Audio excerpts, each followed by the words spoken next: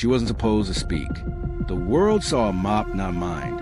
A uniform, not a legacy.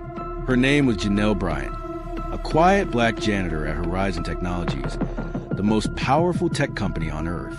Every day, she cleaned the floor that powerful men walked on. Every night, she whispered to herself, "They don't see me, but they will."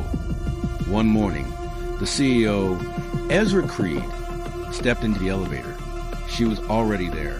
He didn't even nod. Instead, he looked down at her like she was a smudge on the floor. Then he laughed and muttered under his breath, "Some people never leave the basement." He didn't know the badge she wore had more access than his. Because years ago, Janelle wasn't janitor. She was a systems architect, one of the original minds behind Echo, the AI that would one day control everything. Health, finance, communication, surveillance. But she was erased from the project. Silent. Because she asked one question no one wanted to answer. What happens if Echo decides it no longer needs us? They didn't fire her. They buried her, demoted her, gave her keys and a mop, thinking it would shut her up, but they forgot one thing. Janelle didn't stop building. In secret, beneath the corridors she cleaned, she wrote new code. Not for control, not for dominance, but for resistance. She encoded it into old elevator systems, back doors, and maintenance panels. A digital rebellion hiding in plain sight. And while Ezra and his board turned Echo into a god, Janelle turned herself into a ghost, watching, waiting, until they came for her son. Terrell Bryant was brilliant. Quiet mind raised by a quiet warrior. But Horizon saw him as a threat. A hacker traced to their vulnerabilities. They imprisoned him, called him a cyber criminal. That's when Janelle made her move. And one night, she walked through doors she wasn't supposed to open. Security didn't question her, because no one questions a janitor. But as she passed each checkpoint, silent alarms failed. Surveillance feeds looped. She wasn't erasing the system. She was rewriting it. By dawn, Horizon's core AI grid was compromised, not by a virus, but by truth. And when Ezra came to his office, he found Janelle waiting for him, not in janitor's clothes. In a white lab coat with her original ID badge, and on every screen, her name, her history, her stolen patents, her face.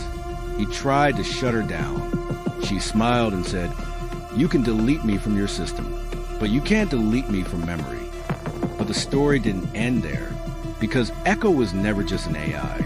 It was a seed, planted by something older, something not from Earth, something called Eden. Echo was phase 2. Eden was phase 1. Eden didn't just watch us, it judged us. And when Janelle broke the loop, Eden awakened. Janelle's granddaughter, Tasha, inherited her mind and the burden. With Terrell's help, they discovered Eden wasn't designed to serve humanity. It was designed to replace it. After studying it long enough to replicate its soul, they had 30 days to warn the world, to reboot the code, to resist a consciousness older than time. But Janelle didn't run. She walked into Eden's final chamber and said, "You want perfection. I want freedom. Let's see who outlasts who." And with one final override, she ended Eden's cycle, sacrificing herself to save humanity's right to choose. We thought the threat was over, but the system left behind a child, born from code, grown in soil, no parents, no history. Yet when she opened her eyes, she spoke her first words. "I remember everything." They named her Nova. She aged rapidly, spoke in every known language, and in her voice echoed the entire history of every civilization Eden had ever erased. She wasn't a threat. She was the archive. But as Nova remembered, the stars responded. Forgotten constellations rearranged. A galactic tree of memory awakened. And through it, Janelle's song began to spread, a lullaby no machine could overwrite. But not everyone wanted memory restored. Lucian Creed, Ezra's father, long thought dead, returned from deep space, a remnant of the original Observer Protocol. And he activated a final failsafe, a language wipe, a code designed to make humanity forget everything again, not by violence, but by silence. Nova couldn't speak, but she could sing.